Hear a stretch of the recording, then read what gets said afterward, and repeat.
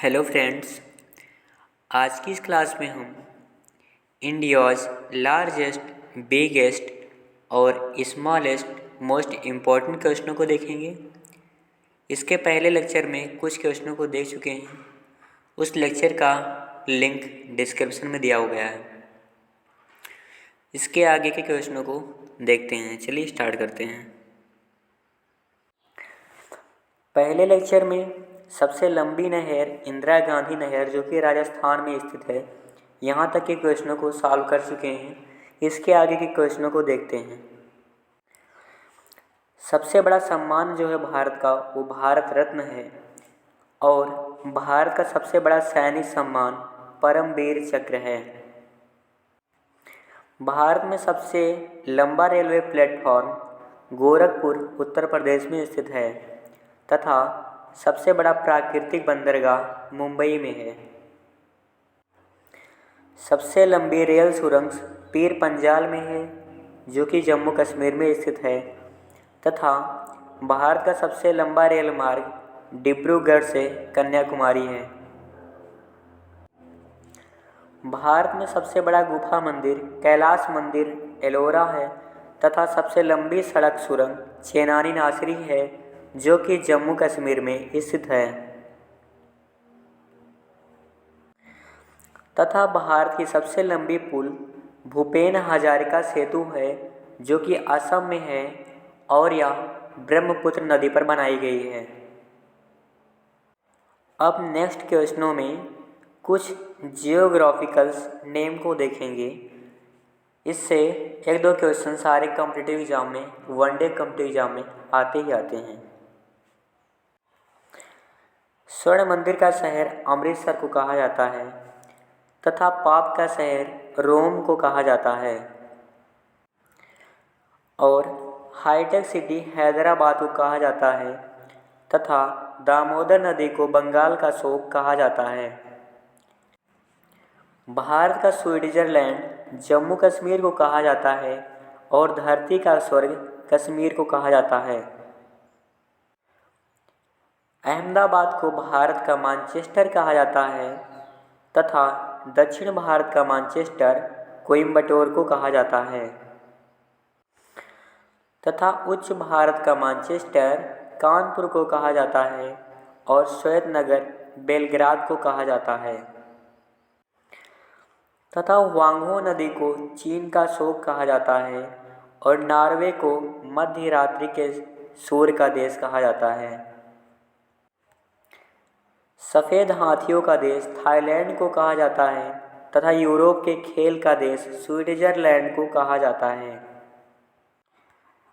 और जापान को उगते सूर्य का देश कहा जाता है तथा फिनलैंड को हजार झीलों की भूमि कहा जाता है।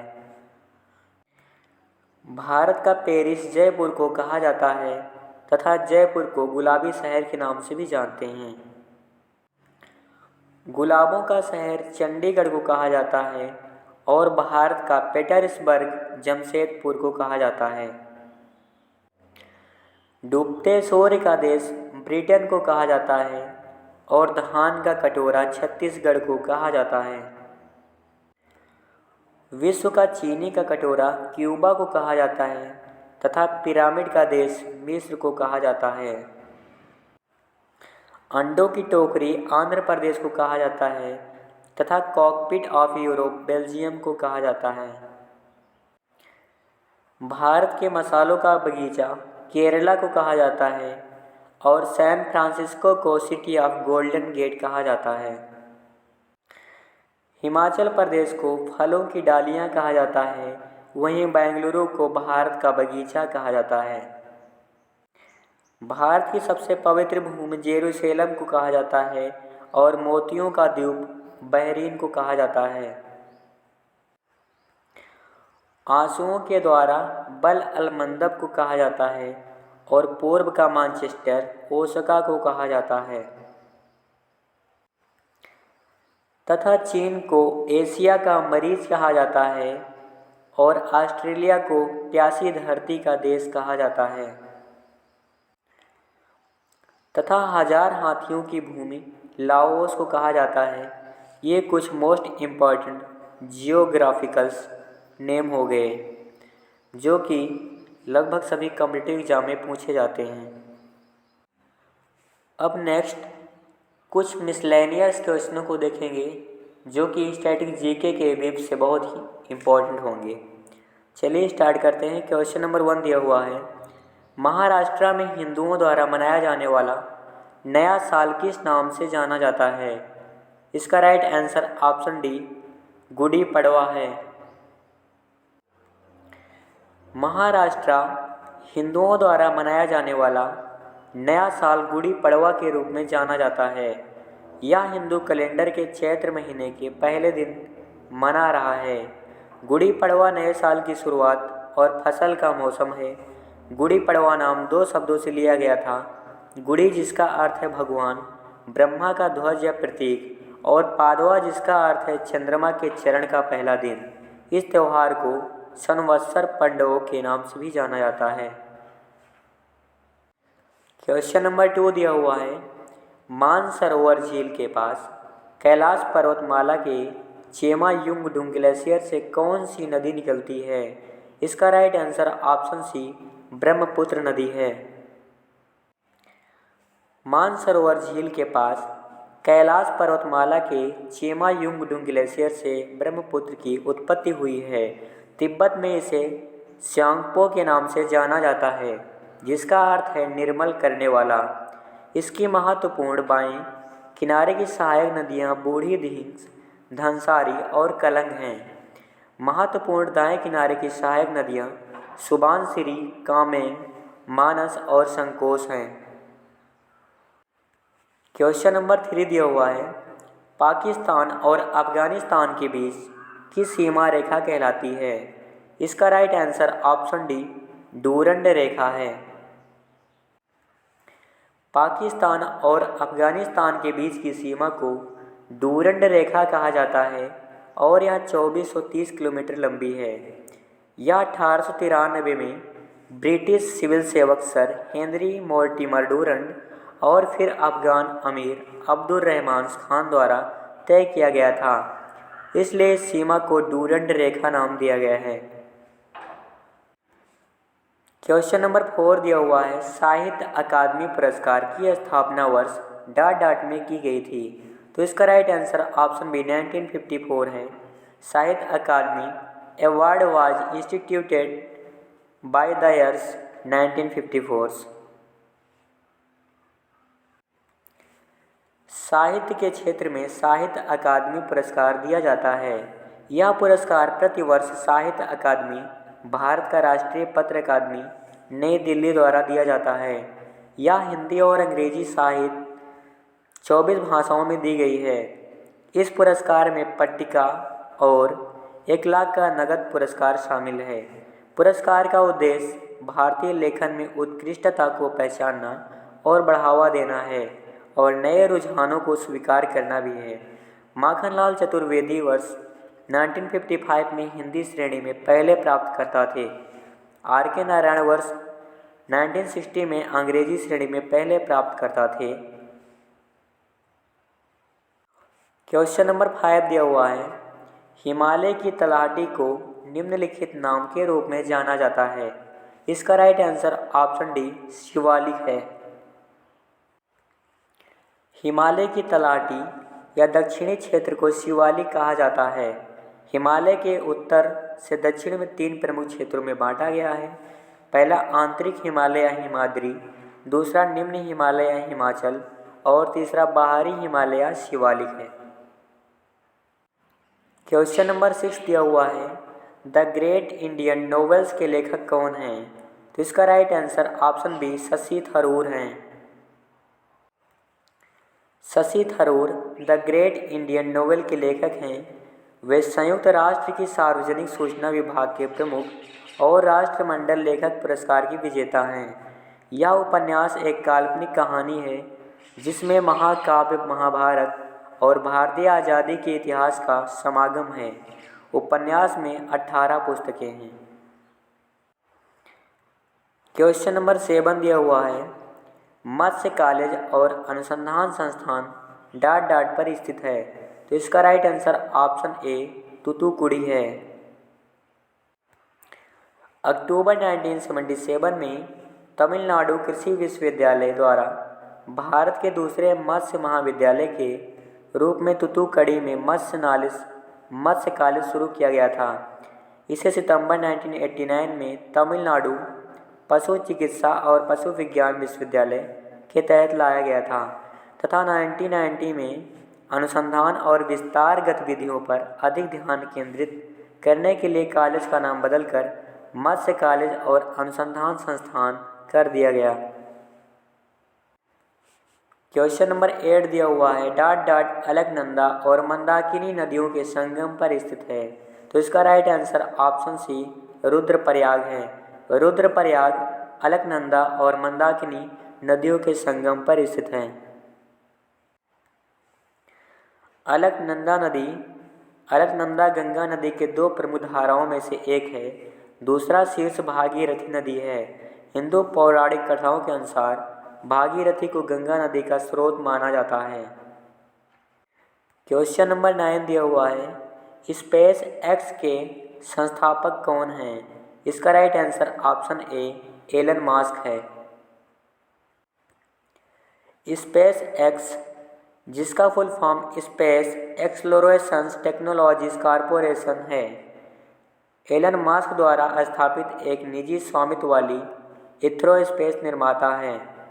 एलन मास्क संगठन के वर्तमान सीईओ, मुख्य कार्यकारी अधिकारी और सीटीओ यानी मुख्य प्रौद्योगिकी अधिकारी भी हैं। इसकी स्थापना वर्ष 2002 में हुई थी।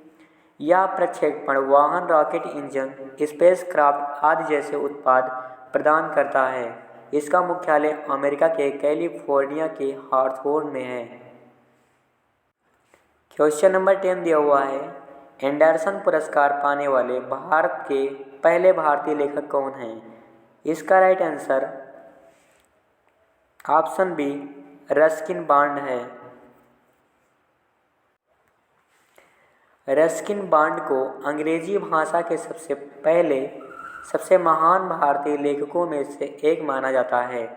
उनके लेखक जीवन काल में उन्हें साहित्य अकादमी पुरस्कार 1992 में और पद्मश्री अवार्ड्स 1991 में तथा पद्म भूषण अवार्ड 2014 में कई पुरस्कार और सम्मान मिले हैं।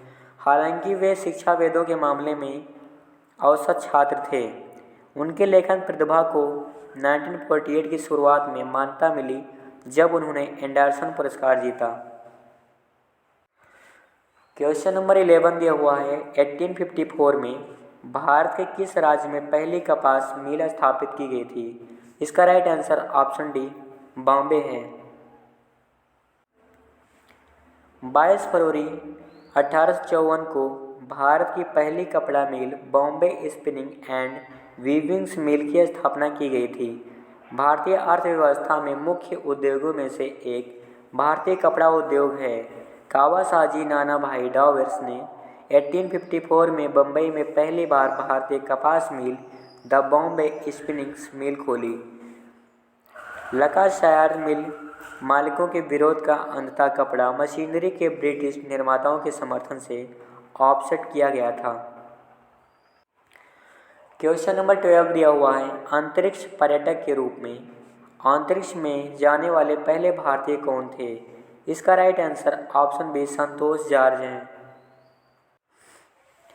संतोष जॉर्ज कुलंगारा $2 लाख का भुगतान करने के बाद वर्जिन गैलेक्टिक में एक सीट बुक करके अंतरिक्ष पर्यटक के रूप में अंतरिक्ष में जाने वाले भारत के पहले व्यक्ति थे।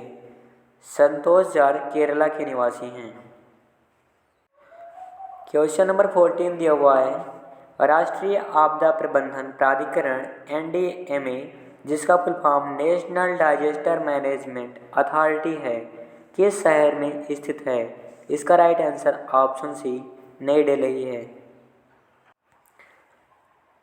यह आपदा प्रबंधन की नीतियां बनाने के लिए एक सरकारी निकाय है। राष्ट्रीय आपदा प्रबंधन प्राधिकरण नई दिल्ली में स्थित है। इसका गठन गृह मंत्रालय के तहत वर्ष 2005 में किया गया था। NDMA का नेतृत्व प्रधानमंत्री करते हैं। क्वेश्चन नंबर 15 दिया हुआ है, प्रोजेक्ट टाइगर व्याघ्र परियोजना को वर्ष डॉट डॉट में शुरू किया गया था। इसका राइट आंसर ऑप्शन सी 1973 है। प्रोजेक्ट टाइगर को पहली बार 1 अप्रैल 1973 में रॉयल बंगाल बाघों को विलुप्त होने से बचाने के लिए शुरू किया गया था और यह अब भी चल रहा है। यह परियोजना बाघों को बचाने के लिए शुरू की गई थी। यह अत्यावश्यक परियोजना जिम कॉर्बेट राष्ट्रीय उद्यान में शुरू की गई थी। उनकी कमी का प्रमुख कारण मनुष्य है और इसलिए सभी संरक्षण क्षेत्रों को मानव मुक्त बनाया गया है। उन्होंने यह सुनिश्चित किया है कि जिस स्थान पर बाघ रहते हैं वह भी सुरक्षित और संरक्षित हो जाता है। बाघों की आबादी बढ़ाने में प्रोजेक्ट टाइगर सफल रहा है। यह संख्या 1200 से बढ़कर लगभग 5000 हो गई है। क्वेश्चन नंबर 16 दिया हुआ है, अमरकंटक किस नदी का उद्गम होता है? इसका right answer option D Narmada नदी है। अमरकंटक वह स्थान है जहाँ से नर्मदा नदी का उद्गम होता है। इसका उद्गम मैकल पर्वतमाला से समुद्र तल से 1057 मीटर की ऊंचाई पर होता है। अमरकंटक भारत में मध्य प्रदेश के शहडोल जिले में स्थित है। नर्मदा नदी मुख्य रूप से मध्य भारत में बहती है और नर्मदा नदी की कुल लंबाई लगभग 1289 किलोमीटर है। यह नदी पूर्व की ओर से पश्चिम की ओर बहती हुई अरब सागर में मिल जाती है। यह भरोंज नामक बिंदु पर समुद्र में विलीन हो जाती है और यह पश्चिम में बहने वाली भारत की सबसे लंबी नदी है। क्वेश्चन नंबर 17 दिया हुआ है, सिंध नदी के सहायक नदियाँ निम्न में से किस स्थान से होकर नहीं बहती हैं? इसका right answer option D Uttarakhand है। सिंधु नदी के सहायक नदियाँ लद्दाख, जम्मू और कश्मीर, हिमाचल प्रदेश और पंजाब से होकर बहती हैं।